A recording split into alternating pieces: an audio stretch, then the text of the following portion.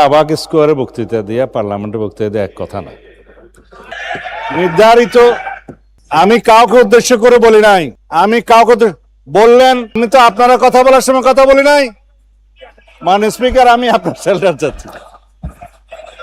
মাননীয় বিরোধী দলীয় সদস্যবৃন্দ, আপনারা অনুগ্রহ করে স্বরাষ্ট্রমন্ত্রীর বক্তব্য শুনবেন।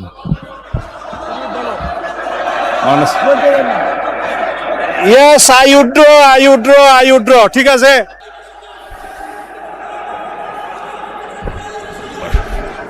শোনেন,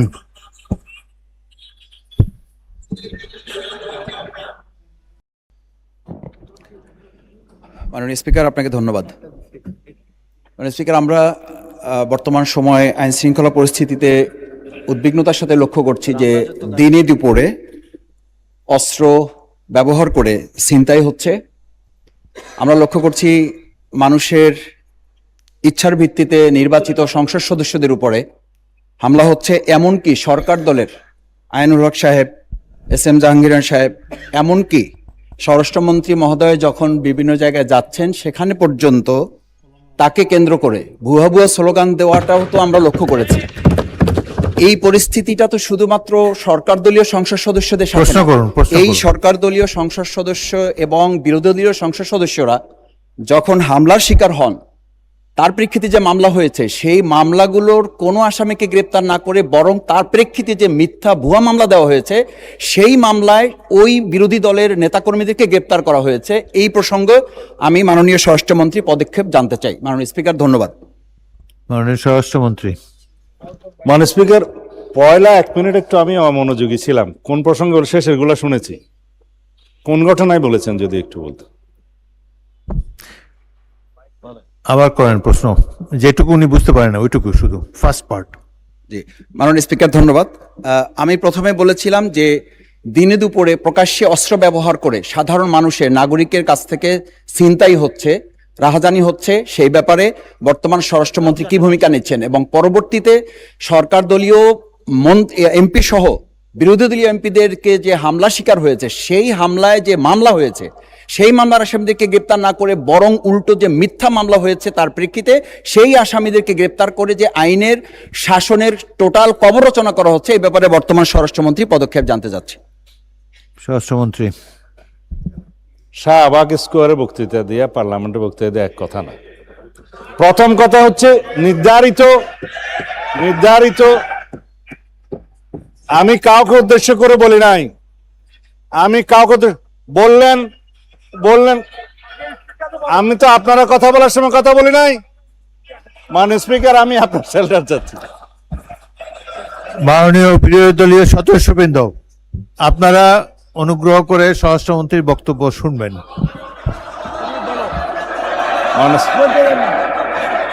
ইয়েস, আই উইথড্র। ঠিক আছে,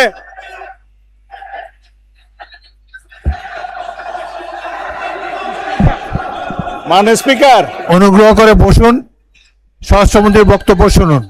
মাননীয় স্পিকার, মাননীয় সদস্যবৃন্দ, অপেক্ষা করুন।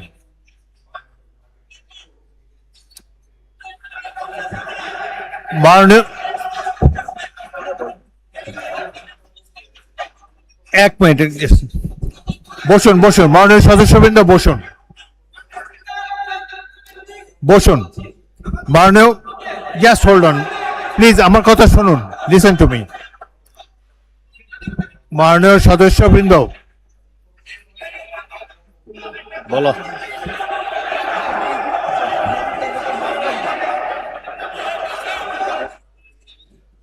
হয়েছে তো, অনেকক্ষণ বলেছেন। এখন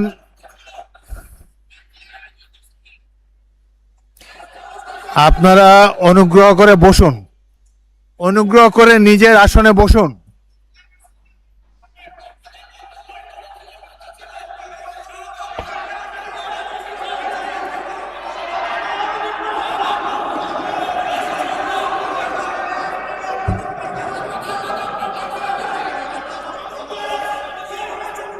মাননীয় সংসদ সদস্যবৃন্দ, আপনারা অনুগ্রহ করে বসুন। অনুগ্রহ করে নিজ নিজ আসনে বসুন। কথা বলার তো অনেক সুযোগ আপনাদেরকে দিচ্ছি, এইভাবে ঢালাও না বলে মাইকে বললে তো সবাই শুনতে পায়। আপনাদেরকে সুযোগ দেওয়া হবে, যখন সুযোগ পাবেন মাইকে বলবেন। আরেকটি কথা আমি বলতে চাই, যেখানে আপনাদের বিরোধী দলের চিফ হুইপ দাঁড়িয়েছে, সামনের সারির সদস্যবৃন্দ দাঁড়িয়েছে, তখন অনুগ্রহ করে পিছনের সারি থেকে বক্তব্য দেবেন না। আপনাদের নেতারা কি বলে সেটা শোনার চেষ্টা করবেন। একটু ধৈর্য ধরে অপেক্ষা করুন, প্রচুর সুযোগ আছে আপনাদের জন্যে। এই সংসদে বক্তব্য দেওয়ার প্রচুর সুযোগ আছে, আপনারা নিশ্চয়ই লক্ষ্য করেছেন। এটা তো আওয়ামী লীগের আমল না, এখানে আপনারা ইচ্ছা মতো সরকারকে ক্রিটিসাইজ করতে পারছেন। আরেকটি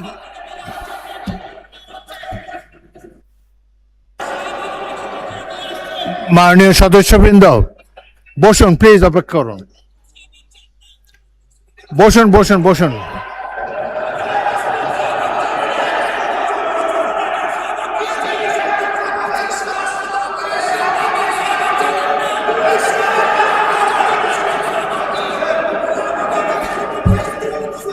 অনুগ্রহ করে নিজের নিজের আসনে বসুন। আপনাদেরকে বারবার অনুরোধ করছি, আপনাদেরকে স্পিকারের আসন থেকে বারবার অনুরোধ করা হচ্ছে, অনুগ্রহ করে বসুন। আপনাদের তো উত্তর দেওয়ার সুযোগ পাবেন।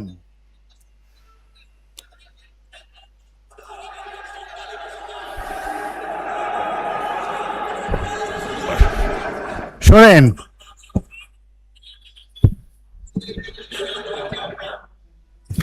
আপনারা স্বরাষ্ট্রমন্ত্রীর উত্তর শুনুন, তারপর যদি প্রয়োজন হয় আপনারা বলতে পারবেন। কিন্তু এই যে স্পিকারের কথা বলার সময় যে জোশটা আপনারা দেখাচ্ছেন, এটা সংসদ পরিপন্থী কাজ। সংসদের রীতিনীতি মেনে কার্যক্রম পরিচালনা করতে হবে। আপনাদের কাছ থেকে আমি সহযোগিতা কামনা করছি। মাননীয় মাননীয় না না না না ঠিক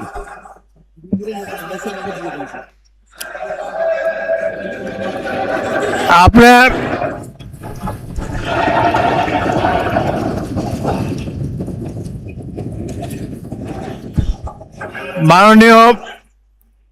মাননীয় স্বরাষ্ট্রমন্ত্রী বক্তব্য দেবেন, তারপর আমি বিরোধী দলের নেতাকে দেব। আপনি বসুন। মাননীয় স্বরাষ্ট্রমন্ত্রী, আপনি বক্তব্য দেন, তারপর আপনি বলবেন। বিরোধী দলের নেতা অপেক্ষা করুন, তার বক্তব্যটা শেষ করুন, তারপর আপনি বলবেন। আপনাকে ফ্লোর দেব।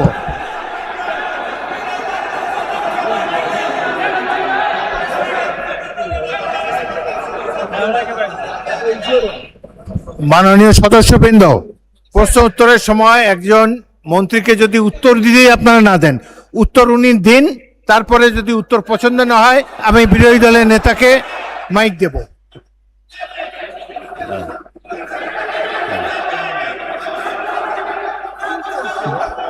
মাননীয় স্বরাষ্ট্রমন্ত্রী, আপনি আমার দিকে তাকিয়ে কথা বলেন। আমি তো কথা বলতে, মাননীয় স্পিকার না, বলেন বলেন।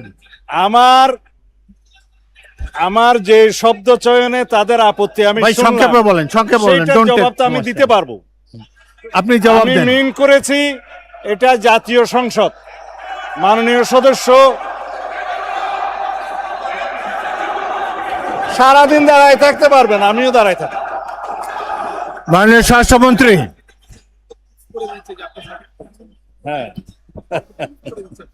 মাননীয় স্বরাষ্ট্রমন্ত্রী, আপনি প্রশ্নের উত্তর দেন, মাননীয় আর তাদের স্পিকার, দিকে তাকায় বক্তব্য দেবেন না। আপনি যদি আমাকে কথা address না করে বলেন। বলতে দেন তাহলে কিসের বাক স্বাধীনতা? আপনি আমাকে অ্যাড্রেস করেন, বলেন। না, আমি আপনার দিকেই তাকিয়ে কথা হ্যাঁ, বলছি। বলেন, সংক্ষেপে মানে বলেন। স্পিকার, আমাদের এখানে প্রশ্ন যেমন স্পেসিফিক করতে হয়, এই সংসদে সম্পূরক প্রশ্নও একই রকম করতে হবে।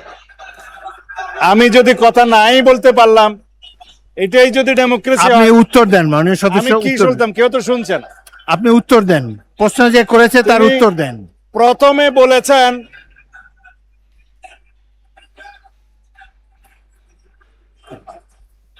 আপনারা কি স্বরাষ্ট্রমন্ত্রীর বক্তব্য শুনতে রাজি না? স্বরাষ্ট্রমন্ত্রীর বক্তব্যের পর আমি বিরোধী দলের নেতাকে দেব। কোথায় চিন্তায় হয়েছে বলতে হবে। কোথায় মাননীয় তার সদস্যবৃন্দ, বিরোধী দলের আপনারা এমপি 2 মিনিট মামলা ধৈর্য হয়েছে, ধরে তারা অপেক্ষা আমাকে করুন। আসমানের উপর কথা জুড়ে দিতে হবে না। মাননীয় স্বরাষ্ট্রমন্ত্রী, আপনি জবাব দেন। মাননীয় স্পিকার, নূতন কোথায় বিরোধী দলীয় কোন এমপির মামলায় আসামি গ্রেপ্তার হয় না সেটা স্পেসিফিক প্রশ্ন দরকার। বলেন, তারপর বলেন। এবং কোথায় চিন্তায় হয়েছে আসামি গ্রেপ্তার হয় নাই সেটার স্পেসিফিক বর্ণনা দরকার। শুধু হাওয়াই ভাবে যদি বলা হয়, আমভাবে যদি বলা হয় যে এই সমস্ত হচ্ছে প্রতিকার কি, বিরোধী দল এমপির উপর হামলা হচ্ছে প্রতিকার কি, স্পেসিফিক কোশ্চেন করতে হবে। সেই জন্য বলছি এটা মহান জাতীয় সংসদ, বাইরের বক্তৃতা এখানে চলে না। ওকে, ধন্যবাদ। স্পেসিফিক প্রশ্ন করতে হবে, ধন্যবাদ মাননীয় specific স্বরাষ্ট্রমন্ত্রী। উত্তর দিতে হবে। মাননীয় That was my intention. Enough. Thank মাননীয় বিরোধী দলের নেতা।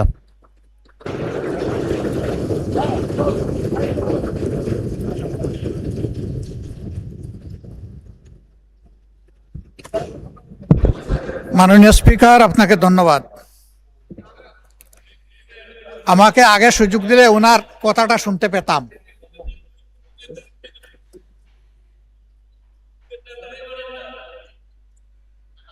বক্তব্য কি আপনি দিবেন না আমি দেব? মাননীয় স্পিকার, এটা অশোভন, এটা অশোভন। আমার বক্তব্যের সময় যদি এইভাবে কমেন্টস করা হয় তাহলে আমার এখানে দাঁড়ানোর প্রয়োজন নেই। বলেন মাননীয় বিরোধী দল নেতা, বলুন আপনার বক্তব্য বলুন। আপনি মাননীয় স্পিকার, আমি সম্মানিত সংসদ সদস্য এবং স্বরাষ্ট্র মন্ত্রীর প্রতি সম্মান রেখে বলতে চাই, আজকে নতুন করে তিনি এই শব্দগুলো উচ্চারণ করেন নাই।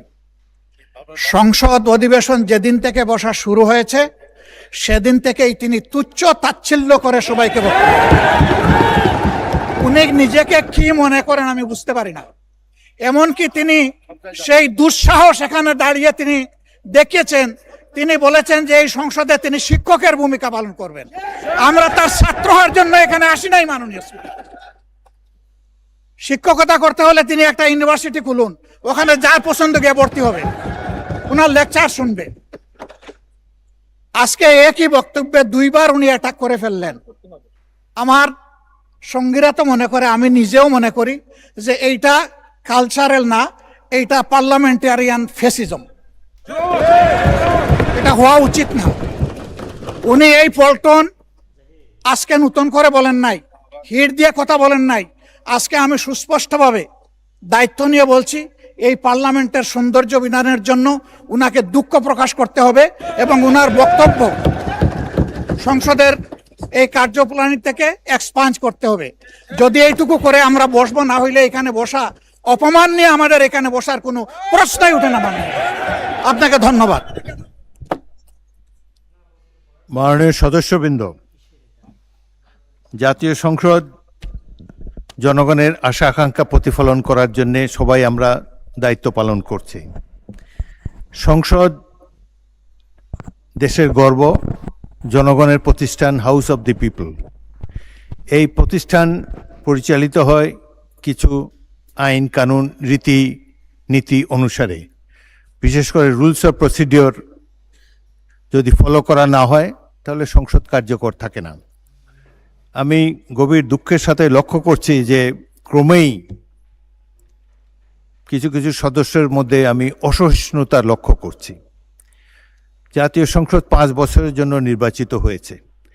এখানে প্রত্যেকেরই কথা বলার স্বাধীনতা আছে। আপনারা সরকারি দলকে, বিরোধী দলের যেটা দায়িত্ব, সরকারের নানা ধরনের ত্রুটি বিচ্যুতি সম্পর্কে আপনারা সঠিকভাবে বক্তব্য রাখছেন, আরও ভবিষ্যতে রাখতে পারবেন। কিন্তু একজন মন্ত্রীকে তার বক্তব্য তো শেষ করতে দিতে হবে। একজন মন্ত্রী তার বক্তব্য শেষ করার পরে আবার আপনারা দাঁড়ালে আমি পয়েন্ট অফ অর্ডারও দিতে পারি, পরবর্তী প্রশ্ন উত্তর পর্ব তো জারি রয়েছে। সুতরাং কথা বলার সুযোগ এবং স্বাধীনতা আপনাদের রয়েছে। কিন্তু আমি দেখলাম যে বিরোধী দলের নেতা দাঁড়ালো, পিছন থেকে বেশ কয়েকজন দাঁড়িয়ে, তাদেরকে বসানোই যায় না। সংসদে তো কথা বলার জায়গা, কথার মাধ্যমে, যুক্তির মাধ্যমে অপর পক্ষের বক্তব্যকে খণ্ডন করা যাবে। তো আজকে যে কথা মাননীয় বিরোধী দলের নেতা বলেছেন সেটি আমি পরীক্ষা করে দেখব, যদি অসংসদীয় কিছু থাকে তাহলে সেটাকে এক্সপাঞ্জ করা হবে, কিন্তু কথা বলার স্বাধীনতা হরণ করবেন না। আপনারা যে কজন আছেন তার দ্বিগুণ তিনগুণ এই পাশে আছে, সুতরাং শব্দ করে বিচারের বাণীকে স্তব্ধ করা যাবে না। আমাকে সংসদ পরিচালনা করতে দিন, আমি আমার জ্ঞান বুদ্ধিমতো নিরপেক্ষভাবেই সংসদ পরিচালনা করার চেষ্টা করছি, এবং আপনাদের সকলের চেয়ে অনেক অনেক বছর 40 বছর এই সংসদে আছি।